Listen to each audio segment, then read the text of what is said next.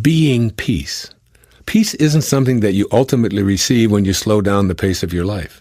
Peace is what you're capable of being and bringing to every encounter and event in the waking moments of your life. Most of us are waging a nonstop internal mental skirmish with everyone we encounter. Being peaceful is an inner attitude that you can enjoy when you've learned to silence your incessant inner dialogue. Being peaceful isn't dependent on what your surroundings look like. It seldom has anything to do with what the people around you think, say, or do. A noiseless environment isn't a requirement. St. Francis's famous prayer states it better than I can. Make me an instrument of thy peace. In other words, St. Francis wasn't asking God to provide him with peace. He was asking for guidance to be more like the peace he trusted was his source. Being peace is different from looking for peace. This principle isn't about merely choosing tranquil thoughts when you're feeling frayed and anxious. I suggest picturing a container deep within yourself out of which all of your thoughts flow. Inside of this container, at its very center, imagine a candle flame. You need to make a commitment that this flame in the center of the container, holding all of your thoughts, will never, ever even flicker, though the very worst may go before you. This is your container of peace, and only peaceful thoughts can fuel this burning candle. You don't need to change your thoughts as much as you need to learn to be an energy of peace lighting the way and attracting serene, harmonious thoughts and beings. In this way, you'll become a being of peace. Obviously, you take this inner receptacle with you wherever you go. When people attempt to put some kind of pressure on you, when you feel overwhelmed, or when situations arise that previously incited your distress or bellicosity, you can immediately turn to your inner candle flame of peace and see how to keep your light glowing. This is being the peace that you wish for yourself. This is offering a matching vibration to your desire to be a tranquil and amicable being rather than a person suffering from the disease of trying to make life go faster. You've already seen the results of that folly, and you notice the symptoms of stress in virtually everyone you meet. As a being of peace, you make a huge impact on those around you. It's almost impossible to be totally stressed out in the presence of someone who has opted to be peace. Peace is a higher and faster energy. When you're being peace, just your presence alone will often nullify the uneasiness and the tension in those around you. In fact, this state causes pheromones of measurable energy to emanate from you. They affect others who become more peaceful without even being aware of the transformation taking place. The secret of this principle for restoring balance to your life is be the peace and harmony you desire. You cannot get it from anything or anyone else. So you're not ready to take Nisargadatta's profound advice and just be? Then work at becoming that being with the inner light of a steady candle flame. Whenever you think something, you must go to this container, select a thought, and send it out into the world. Using this metaphor, the real issue isn't about simply selecting positive, loving thoughts and having your world shift back into balance. The real issue is what's in the container. That is, what's in the heart reservoir you have inside of you to give to others. This container within is connected to an endless supply of love. You need only turn your thoughts to that source to be filled with love. Love for yourself, love for the world, love for life, love for all others, and most significantly, love for your source of being. Then this is all that you'll have available to give away, and consequently, all that returns to you. It's been said that the difference between all of us living at ordinary levels of human consciousness and those we call saints is that they never forget God even for a single moment. They're cheerful when life is difficult, patient when others are impatient, and loving when others respond with hatred. Why? Because of that container. Ordinary people have a container out of which they pluck loving thoughts in certain circumstances. The saint has an internal vessel that contains nothing else out of which and into which love flows freely. So rather than working on simply changing your thoughts in order to become more peaceful and loving, why not shoot for the moon and think like the saint that you are? Focus on that container within. When you continually say, Holy Spirit, guide me now, you'll see your container overflowing with so many loving thoughts that it's impossible for negativity in any form to alter the balance within.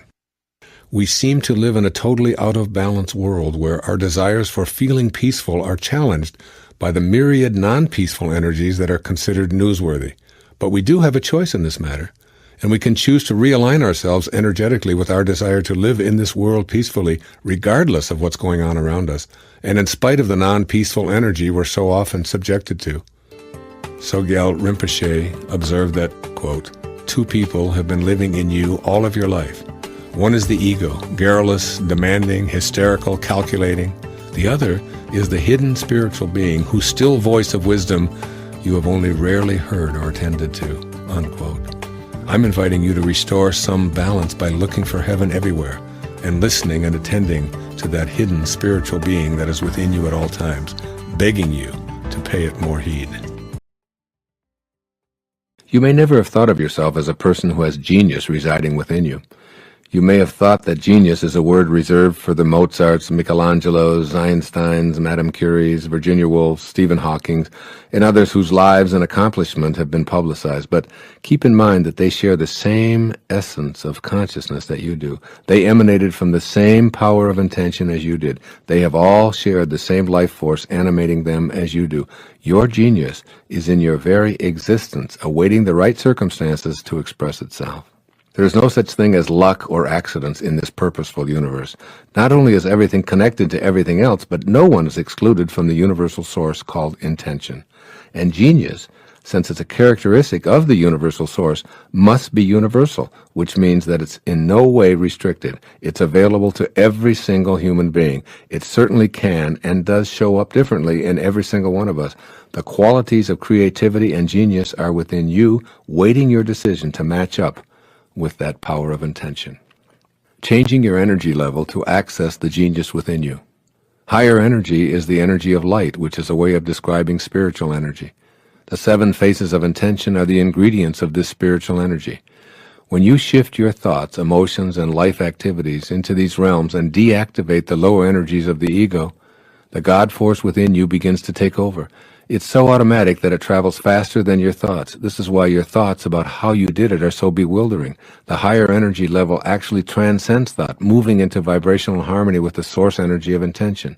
As you release ego-dominated thoughts, which convince you that you're doing these amazing things and you are responsible for these unbelievable accomplishments, then you begin to tap into the power of intention. This is where the genius that you truly are resides. I'd like you to consider what may seem like a radical idea. Genius can show up in as many ways as there are human beings. Anything in any field that anyone has ever accomplished is shared by you. You're connected to every being that has ever lived or ever will live, and you share the same exact energy of intention that flowed through Archimedes, Leonardo da Vinci, the Virgin Mother, and Jonas Salk. You can access this energy. At the deepest level, all things and all people are composed of vibrations organized into fields that permeate the entire structure of the universe. You share these vibrations, and you are in this field. The starting point is knowing and understanding that this level of creativity and functioning called genius resides within you. Then begin to deconstruct doubts about your role here. Make a commitment to raise your energy levels to vibrate harmoniously with the field of intention, despite attempts by your ego and other egos to dissuade you. Expanding your reality. Pay attention to yourself in ways that allow the expansion of the infinite possibilities that you're potentially capable of. You may decide, as I have, that repairing an automobile and surfing in the ocean aren't what you're going to enjoy doing. You leave these activities to others, and you use your genius to engage in pursuits that please and attract you. Expand your reality to the point where you pursue what you love doing and excel at it. Involve yourself in the high energy levels of trust, optimism, appreciation, reverence, joy, and love. That means love for what you're doing, love for yourself, and love for your genius, which allows you to immerse yourself in any activity and enjoy the process of experiencing it fully. Trusting your insights. The process of appreciating your genius involves trusting those inner flashes of creative insight as being worthy of expression.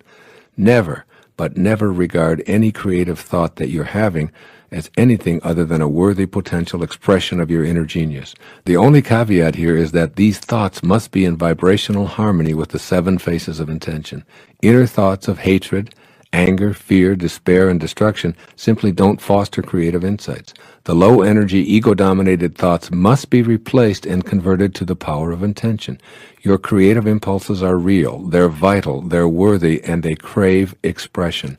The fact that you can conceive of them is proof of this. Your thoughts are real, they're pure energy, and they're telling you to pay attention and get that connecting link to the power of intention polished up through living at different levels than you've accepted as normal or ordinary. At these levels, everyone is a genius. Appreciating the genius in others. Every person you interact with should feel the inner glow that comes from being appreciated, particularly for the ways in which they express their creativity. A core theme which strengthens the flow of the power of intention is wanting for others as much as you intend for yourself. Appreciating the genius in others attracts high levels of competent energy to you. By seeing and celebrating the creative genius, you open a channel within yourself for receiving the creative energy from the field of intention. Making the change from dominance to tolerance requires disciplining ego and listening to your sacred self. I'm speaking from personal experience in this matter, and it is one of the toughest assignments my higher self has presented me with. I have spent many years being dominated by my ego, and I have unwittingly made dominance and judgment rather than tolerance a cornerstone of my relating. My suggestions are all from my personal experience of transcending my ego-driven instincts. Making the transition from dominance to tolerance is especially difficult because the desire for ego satisfaction is so strong. To move toward the tolerance that your higher self encourages and away from your ego-driven need to control and judge, you will want to examine the qualities that sustain a tolerant approach to life. To become more tolerant and less controlled by your false self, start practicing being satisfied with what is. If someone you love acts meekly towards you, your ego wants that person to be more assertive. If that person is assertive, your ego then decides to dislike assertiveness. If you eat too much, you start thinking about how nice it would be to be thinner. If you go on a diet, and all of your thoughts then will be about food. If you stay at home for a long period, your ego starts telling you how nice it is to travel. Go on the road, and you start thinking about how nice it would be to stay home. You're in a relationship and begin to imagine it would be nicer to be uninvolved. You're not in a relationship, and you start wanting to be in one. Your children are running around the house, and you start thinking about escaping. You aren't at home, and your ego starts having you think about nothing but your children. If you identify with this kind of inner dialogue, rest assured that ego has temporarily separated you from your sacred self. In its ongoing program to convince you of your separateness, it needs to separate you from oneness with the center of your being. Then it can keep you in that state of trying to dominate and control others as a way of trying to achieve your inner balance and bliss. Trouble is, you cannot get there if you are separated from the awareness of your higher self. As you begin listening to your higher self in quiet and contemplative moments, you begin relaxing and taking the pressure off. You stop the false thinking that everyone in your life needs to be dominated or controlled by you, or that others must live up to your expectations for you to be happy. People are the way they are, and your need to dominate or change them in any way is the edict of your false self. Your ego is, as usual, trying to convince you of your separateness. It also doesn't want you to catch on to how it is controlling your life, so it convinces you that if you don't dominate others, they will get the best of you. Your higher self has absolutely no need to dominate anyone or anything. This is the ticket to freedom. Right now, though, in this very moment, your ego is working to convince you that the higher self and tolerance are ridiculous ideas. Ego will argue that tolerance means permitting criminal behavior and health and social problems. Its favorite example is that it would mean permitting the Hitlers of the world to commit atrocities while we tolerantly look on. Your higher self can see beyond this logic, so of course you can too, if you are willing. When Mother Teresa was asked if she would march against the war in Vietnam, she replied, "No, but if you have a march for peace, I'll be there." When you become peaceful within, that is what you will have to give away. When you are dominated by your ego, you dominate others. If there is no inner harmony, there is no outer harmony. Ego needs the illusion of enemies in order to control you. When you are controlling others, it is because you have permitted ego to be in control. The paradox here is that you will affect the world in the ways that you wish when you cease trying to improve conditions with intolerance and judgment. It is only when you are not controlled by ego that you can choose to not control others. What you believed was power when you dominated others was actually the external activity of ego controlling you. Your impact on the world at large begins with the smaller world of yourself. You will foster freedom and peace when you are free of ego's control and know the peace of your higher self traveling the path of the sacred quest. One of the first steps along your path is learning tolerance by practicing seeing the world as it is, rather than as you demand it to be. These, then, are some of the ways that the ego attempts to rule our lives. Our goal in knowing our sacred self is to have the higher identities triumph over our lower identities. Essentially, your higher self wants you to be at peace. It wants you to know truth. It no longer needs you to dominate others. It is a very peaceful, loving place to be. And this doesn't mean that you go through life being wishy-washy and being abused and so on. What you're doing is you're avoiding the abuse. Most of the abuse and the victimization and the stuff that haunts so many people in their lives comes from their need to be right and to make the other person wrong and to prove something. If you go in with a healthy self-esteem and a healthy view of who you are, and you know that God is with you and that divineness is something that you're bringing, and you've got help, you've got guidance there with you right there at every second, and you're going in with the purpose of making this a beautiful encounter rather than a contest of wills, and I'm going to be right and they're going to be wrong. There is no right and wrong in this. You find that that you just don't run into that. When Christ or when Buddha would go into a village, that they would raise the consciousness of the village just by their very presence. Your very presence as a divine soul around a situation that could erupt into something very violent, just your presence. What I'd like to remind all of you, and it's where I took my own take on something called The Secret, which many of you saw the movie of it, and many of you read the books and so on. I had a little different take on that. I said, we do not attract into our lives what we want. We attract what we are. And who we are is really nothing more than the beliefs that we carry around about who we are and what we're capable of doing. For example, if you're a woman, what is it possible for you to do? What did you learn when you were a young girl about what women can do, about what women can't do? When I was in high school, when I graduated from high school in 1958, I think 1 or 2% of the people admitted to medical school and law school were women.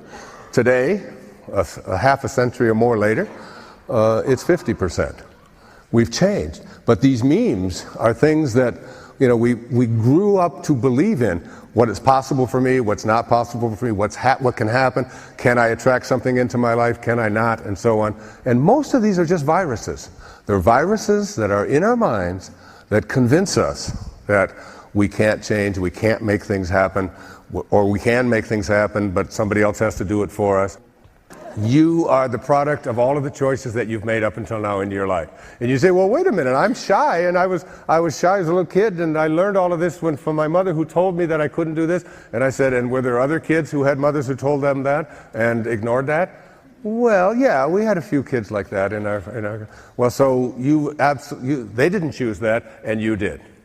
So I'm not saying that you want to be filled with resentment towards anybody for any of the things that are going on in your life. What I'm suggesting is that if somebody else is responsible for what it is that you are in your life, I used to tell my patients when I had a practice out in New York years ago when I was teaching at St. John's University in Queens, New York, I used to tell them, I'd say, who is it that's responsible for all of these things about you? And they'd say, well, it was my culture and my parents, my mother particularly.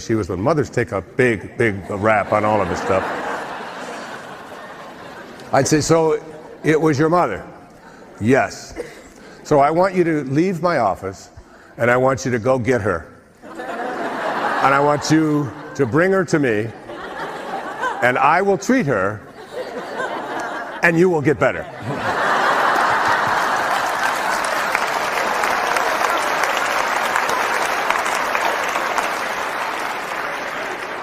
Total responsibility for everything, even your illnesses, even your infirmities, whatever it is. If you're waiting for whoever caused it to change, then you're waiting for Godot, the famous play, and Godot never shows up. What are the payoffs? Like, all human behavior has a payoff, no matter what it is. All of these excuses, you get something from it. I'm just going to go through very quickly, because I want to get to the next one. I like the next one a lot. All right? We continue with these excuses because they help us to avoid the real work of going within and becoming who we know we were destined to become. We have a calling inside of us that says, I want to do this. but there's something I'm avoiding, and if I use an excuse, then I have a ready cop-out. I'm safer. I can use these excuses to manipulate other people. I can use these excuses to be right. In all of my engagements and all of my conversations and everything, I just need to be right. I can use it to blame other people. I can use it to protect myself from anything that might be dangerous out there. I can use it to escape becoming a stronger, more vivacious, more intelligent, more dominant human being as a human being. So all of these are, and I've written books about this earlier in my career. It's not my purpose here to give you all of that, but know that all of your behaviors have built into them a payoff. The next question is one of the most important questions that I think you can ask. And this is a paradigm that if you get this, I think you'll be able to make the changes. What would my life look like if I couldn't use these excuses? If I just somehow a magic wand was passed over my head and it said, you can no longer think that it's going to be difficult. You can no longer think that it's going to be risky. You can no longer think in blame terms. You can no longer think you're too old, or that you're too young, or that you're too weak, or you're not strong enough, or whatever it might be. If you just couldn't think that, and I will ask people that question over and over again, and they start thinking about it, they start going into the excuse, I say, wait a minute, you can't think that in this little exercise that we're doing here. What would your life look like if you couldn't use the excuse? And you know what almost everybody says? I would be free. I would feel free for the first time in my life. If I couldn't blame somebody else, if I couldn't use one of these cop-outs, one of these misalignments that I've been using in my life, I would finally feel free. And then as you begin to realize that, I think one of the most important things that you can learn about this paradigm is to ask yourself, like, how would I feel? How would I feel?